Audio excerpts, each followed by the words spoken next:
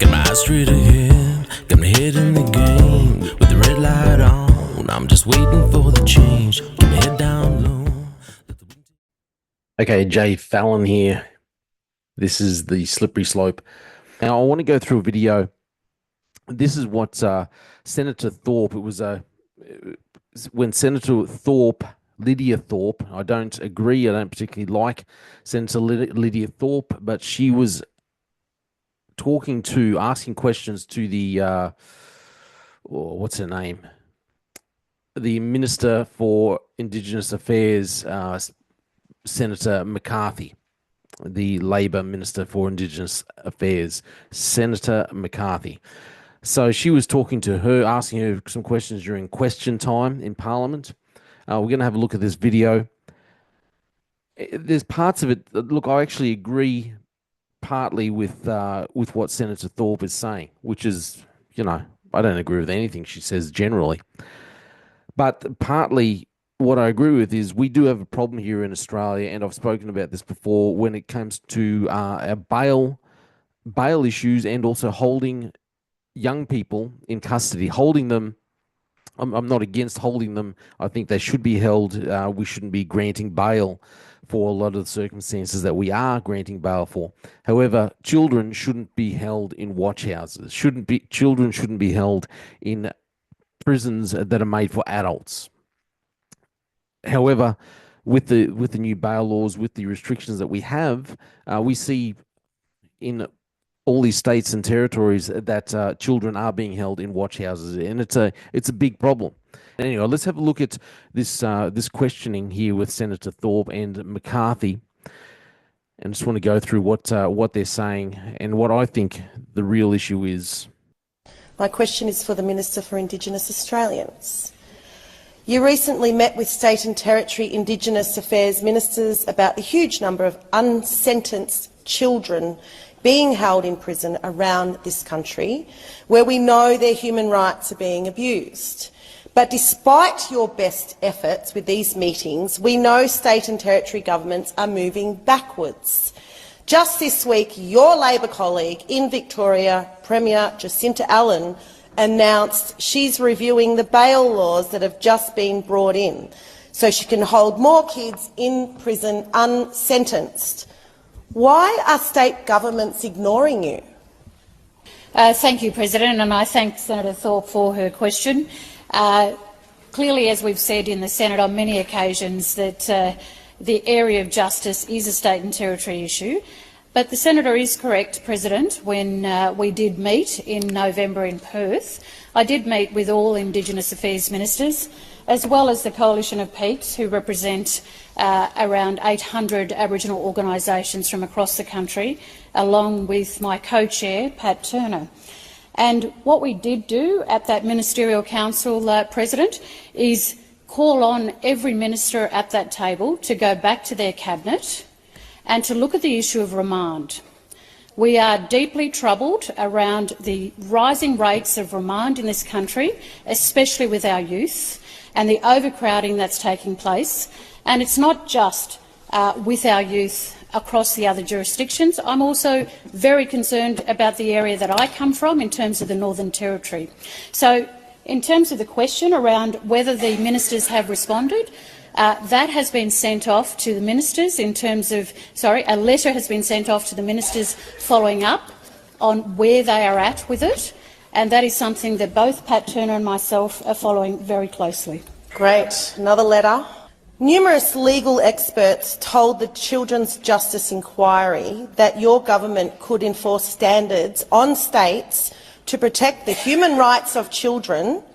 You can use external affairs powers and funding agreements like we see in health and education. Why does your government keep saying there's nothing concrete you can do to protect children when clearly you can?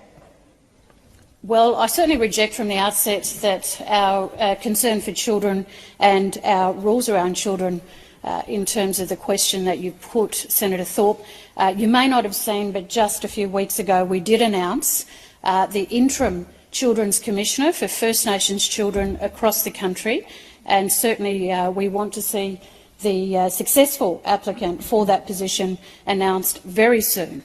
So we are making endeavours, but we do recognise that the role and the Care and Protection of Children Act across each state and territory jurisdiction is a state and territory jurisdiction matter. So the role of the First Nations Children's Commissioner is to do precisely that in terms of the areas that Senator Thorpe is raising. Will you tell the Prime Minister, and Attorney-General to use the legal powers and leverage we know you have to uphold our international human rights obligations and protect children from ongoing abuse, or will we just see more chats and meetings that go nowhere? Because that's all we hear from you. Okay, so a bit of question time there. Senator Thorpe and Minister for Indigenous Affairs McCarthy.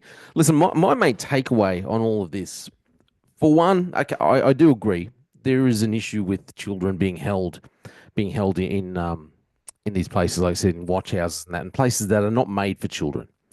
And it does, in my opinion, and I think the opinion of a lot of other people, a lot of them are so-called experts, but anyway, it does violate human rights. The problem that I have with all of this, even though I do agree with some of the sentiment that Lidia Thorpe is saying, and I think it's disgusting what the government's doing and how they're allowing this to happen. However, when you look at what they're saying, she's talking to the Federal Minister for Indigenous Affairs. Obviously, she's doing kind of similar to what old mate, what's his name, the previous Prime Minister did, ScoMo. Remember? Everyone talked about, hey, are you going to bring in these rules for the mandates? And he sat there and said, well, this is a state and territory issue. The federal government has no intentions of doing this. And then he sat by while the state and the territories brought in some of the harshest mandates that we'd seen across the globe, some of the harshest. And then he sat there and said, well, my hands are clean. My hands are clean. I haven't done anything. The federal government hasn't done anything, but, just blamed everyone else. So they could have done everything. So all I'm saying is, when it comes to human rights violations, and obviously the human rights violations are happening, I think, within watch houses, standing up and pushing for the federal government to do something is not going to help, because they don't particularly want to help. They don't want to take responsibility. But neither should they. And we shouldn't be expecting them to take responsibility, in my opinion. We place far too much responsibility. We give them far too much power. We need to take back the power. And what I'm saying with take back the power is take responsibility for where you are as an individual. When it comes to Indigenous issues and children being locked up, the problem really kind of starts back at home. We've had the breakdown of family. We've had mothers who don't particularly care about their children, unfortunately, okay? A lot of them, I saw it when I was in the police, a lot of them would rather be out doing other things, as soon as they give birth, we get money, give them money for having a child. Actually, if you abort, I put that video up the other week, if you abort your child in a late-term abortion, you will still collect over $4,000 in payments from the government. It's disgusting. So we should stop, for one, giving people money for having children. There shouldn't be like a reward. If you want to help support families, well, you can still supply money in other ways, but by maybe making things cheaper or giving them credit so they can buy, help with the support, like you can still buy nappies or things like that you can get, but not just giving cash. That should be off the table straight away. But we need to take responsibility for our own actions and stop placing the burden and giving the power to government. But when we rely upon the government, all we're doing is we keep creating like a self-perpetuating prophecy. This is why I think people like McCarthy and Thorpe, I don't think they really want to get to the bottom of the issue. If they were really concerned about Indigenous issues, they would be looking at the grassroots problem. This is what's happening. We've seen the decay of the family unit over decades now. We have families that don't care for their children, fathers that don't take any responsibility for the children, fathers that don't work to make a living. We have mothers who don't take responsibility for their children, mothers who don't work or who don't stay home and support their children. People don't pay their own way. What was it that Paul said? If you don't work, you don't eat. This is my opinion. This is the mindset we need to be taking. If you don't work, you're not going to eat. Okay. If you don't work, but you're just going to spit out children, you're not going to get cash in your bank account. That just doesn't happen. People need to take responsibility. And this is the problem with people like Thorpe and McCarthy. They don't particularly want to see the problems stopped, the grassroots problems stopped, because they are perpetuating the problem, continuing on with the problem. They continue attacking the government, saying, well, we need more funding because it helps their own personal funding. It gives them the grievances to keep going out and shouting to the public. It's all the government's fault, riling up the people. It's all the government's fault. It's the government's fault. If only the government would give us more money. Only the government would give us this. If only the government would give us that, then we could fix all the issues. But the government cannot fix the problem. It cannot fix the problem. First off, 100%, as you know, I'll always say, we need God. But secondly, God gave everyone the ability to decide for themselves and to make their own decisions. If nothing changes, I had that episode ages ago. If nothing changes, then nothing changes. If you're looking at your life and you're just, you're just constantly in trouble with the law, you're constantly making bad decisions, you're just in a rut and you cannot get anywhere, you need to make the decision to bring about changes in your life. If all you're seeing is, yep, my granddad, he was, on the dole. He never worked. He never did anything. He never amounted to anything in his life. He's just whatever. My mother's exactly the same. My father's exactly the same. My brother's exactly the same. You need to think as a child, I need to change. I need to do things a little differently or I'm just going to have the same problem. But the same thing is for McCarthy and Thorpe. All they keep saying, sprouting off, is the same.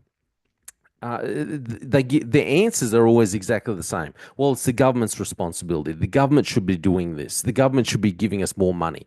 No, the government should not be giving us more money. The government should be giving less money. Less money. You can support in different ways without giving cash. Okay? Give less responsibility. Give the people back the responsibility. Take care of ourselves, not rely on government. We should have learnt this during the pandemic. Like I said, the government doesn't really care about us. The government, as far as I can see, as I can tell, I believe, the government has people who are in there for their own interests. I think this is what's happening with Thorpe and people like McCarthy. They're in there for themselves. That's why they're not attacking the problem at the roots.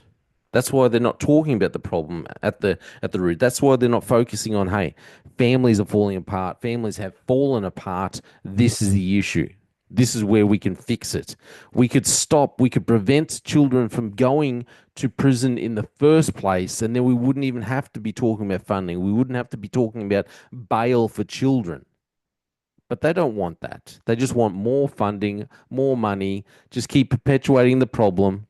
How is it that Australia, before Captain Cook, before the English came here, there was roughly 550 indigenous countries, separate little provinces, okay, across the nation? How is it that you heard it on the video? McCarthy just said there's 800 Indigenous organisations. How do we have 800 organisations representing Indigenous people in Australia when there was initially only 500 and something separate countries, Indigenous countries in Australia anyway? And I know not all of those countries are thriving and have a real representation anyway. So there shouldn't be 800. That's what I mean by they make the problem worse by all they want is the money because it helps them individually. We have too many of these corporations that have been set up and they are funneling the money for themselves. They're not really helping the people on the ground. They're not helping the children. They're not helping the families. They're not educating the people because they don't really want change. They just want the money for themselves. But getting back to it, stop relying on the government. And don't be surprised when people like the federal minister there for Indigenous Affairs says, oh, well, it's a state and territory issue. They're the ones. That's exactly what ScoMo did with the plan, blaming them for the mandates. And that's what they're doing now. It's always, well, it's someone else's fault. Someone else's fault. They're happy to take our taxes. And I don't know about you, but I pay freaking way too much in taxes. They're happy to take our tax money, happy to spend it on rubbish because it's all about lining their own pockets. We give them way too much power. Way too much power. If we all took responsibility for our own actions and show them that we don't need a big government, we should be cutting back on the bureaucracy in this country. Anyway, that's all my opinion. You let me know what you think. If there's any Indigenous people out there, I'd love to know what you think. My name's Jay Fallon. Thanks for listening to The Slippery Slope. They just fuel a desire that will take me higher.